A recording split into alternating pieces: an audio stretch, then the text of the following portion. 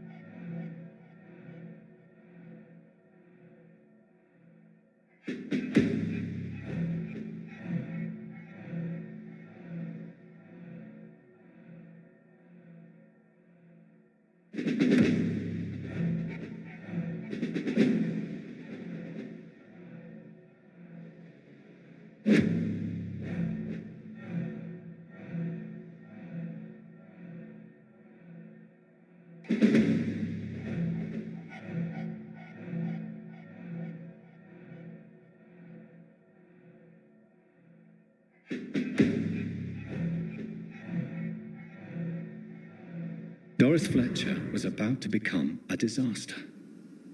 I'm getting close to having all the evidence.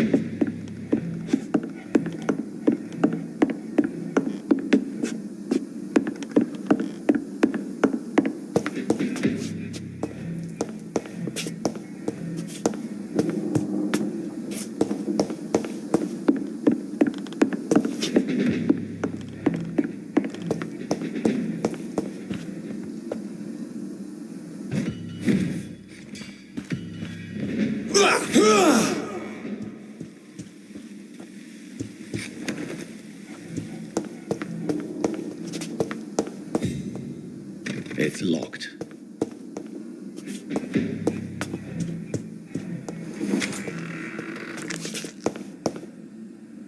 It's locked, all right.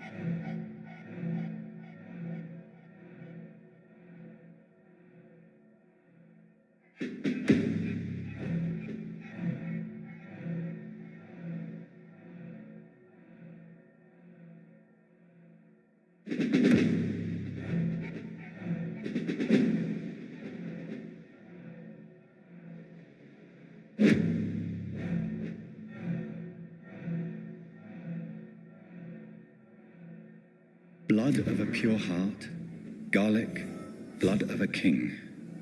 I don't understand. Perhaps this is what McCullum drank. I had better keep that in mind.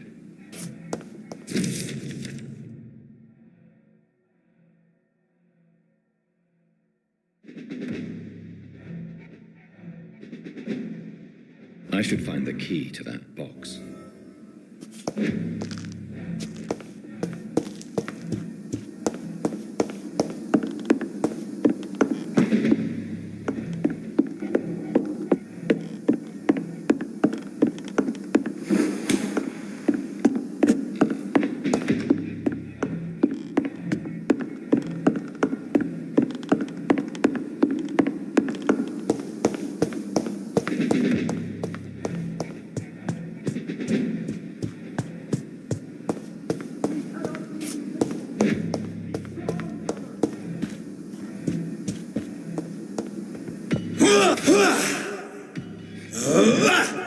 I have it. I can now open the box.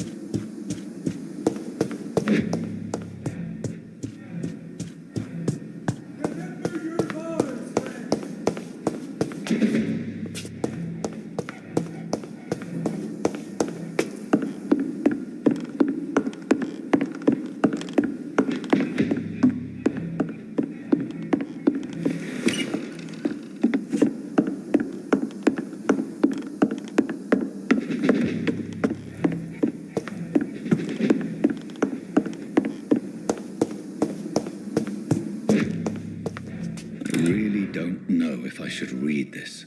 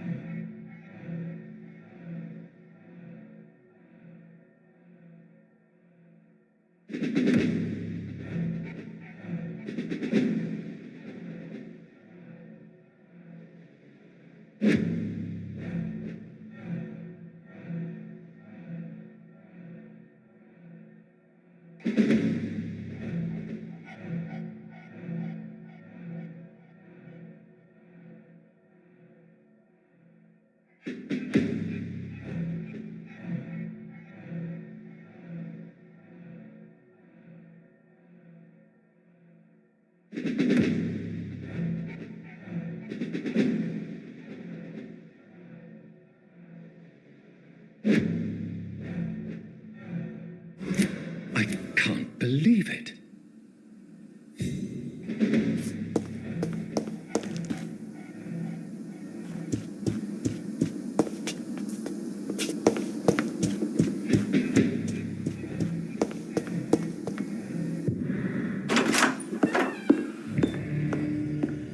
Edgar. Edgar, can you hear me?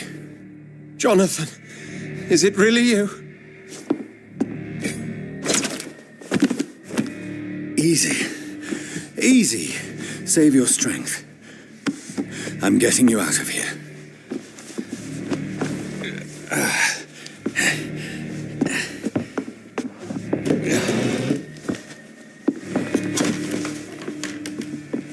Don't try to spare me. As a physician, I know all too well when it's too late. Punctured lung, broken ribs, and internal bleeding. An accurate diagnosis, wouldn't you say? Edgar, what happened?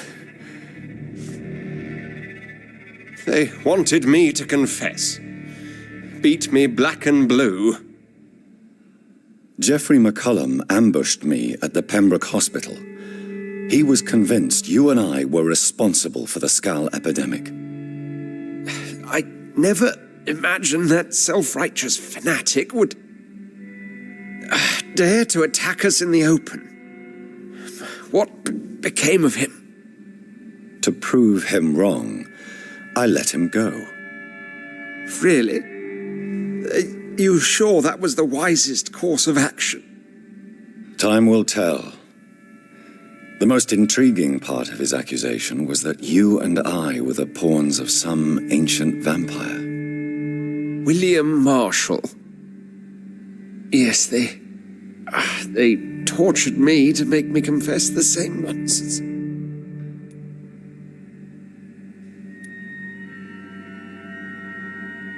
I think you're hiding something, Edgar. What do you mean? William Marshall, for example. You speak of him as if you know him. How is that? Jonathan, I cannot say I'm ready for another round of questions. What can you tell me about William Marshall? Not much. History paints the story he was the greatest knight who ever lived. Amongst the immortals, he had a yet greater legend. Why is the Guard of Priwen so obsessed with him? He was the only ancient vampire to escape the first great hunt launched by the Guard of Priwen in 1854. They believe he's an evil creature plotting his return. Why would he deserve such a reputation? I cannot say. The Brotherhood of St. Paul's Stole has next to no intelligence on him. All I know is that he's supposed to be the oldest of all the British vampires. Why would the Guard of Priwen believe you and I created the vampire epidemic? Maybe due to our profession?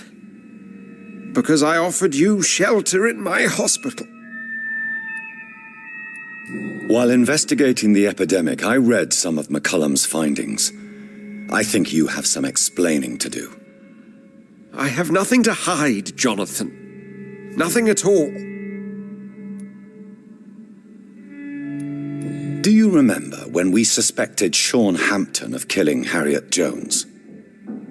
Yes. The terrible episode that came as a shock to us all. Harriet Jones faked her own death. When I found her in the sewers, she confessed she wanted everybody to pay for what happened to her. That woman was extremely bitter, full of hatred and festering anger. Do you know Doris Fletcher's real name? No, I'm afraid not. Her real name was Doris Jones. She was the daughter of Harriet Jones. What do you want me to say, Jonathan?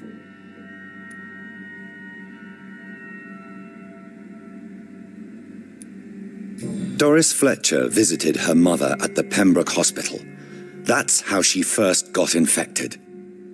I know nothing about that. Miss Fletcher once came to visit the sick. That is all I know. No, Edgar, there is more. Doris Fletcher was Harriet Jones's daughter. They exhibited the same symptoms: blind hate and strong physical mutation. What does this sad story have to do with us? Come on, Edgar. Don't you see the pattern here? The epidemic, the link between Doris and Harriet, the suspicion of McCullum? How could I? I never saw Harriet Jones again after she fled the hospital. Do you know where we are? Doris Fletcher's theatre.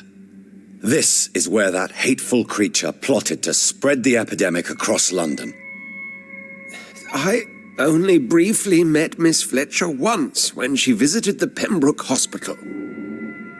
You say it was to see her mother. She seemed like such a sweet and graceful woman. My point exactly. The disease turned her into a bitter soul, driven by vengeance just like her mother, a symptom of all the infected patients. Certain diseases are known to produce similar effects. Rabies, for example. And rabies is not the devil at work. Doris and Harriet shared more than a hidden family bond. They were the embodiment of the epidemic and are linked to the Pembroke Hospital. Come on, Edgar, this is no coincidence. I swear I'm at a complete loss. All I did was administer vampire blood to cure old Harriet. There was no evil plan, no diabolical plot. You did what? I tested the regenerating and healing properties of vampire blood on Harriet Jones. My only intention was to find the cure for influenza, I swear. Whose blood did you use? William Marshall's? Mine? Lady Ashbury's. While transfusing her with human blood, humanely appeasing her hunger, I also kept samples of her blood for my research. You used her blood on Harriet Jones? My God, Edgar, that's unethical. You betrayed 2 of your patients at the same time. Right, I admit it. I boldly ventured into experimental realms, but I've killed no one to appease my thirst for knowledge, Jonathan. I'm no murderer. I never asked to become what I am, Edgar. You chose to conduct your rogue experiments.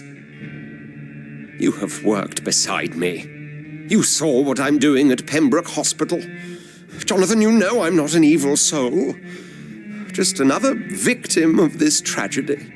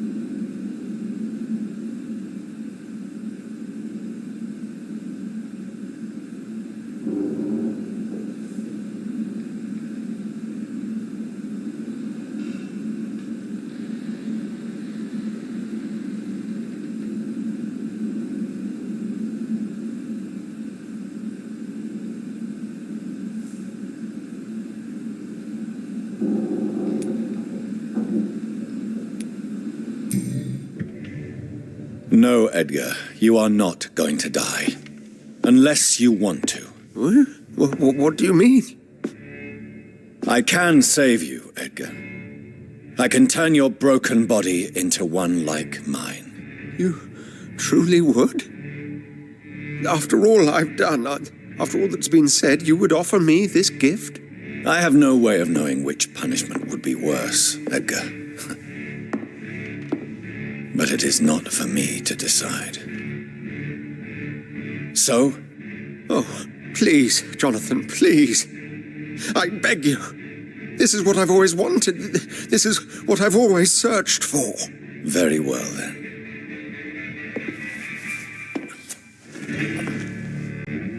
Prepare to die and be reborn. To face an eternity of guilt. I'm ready. Oh, indeed, I am ready.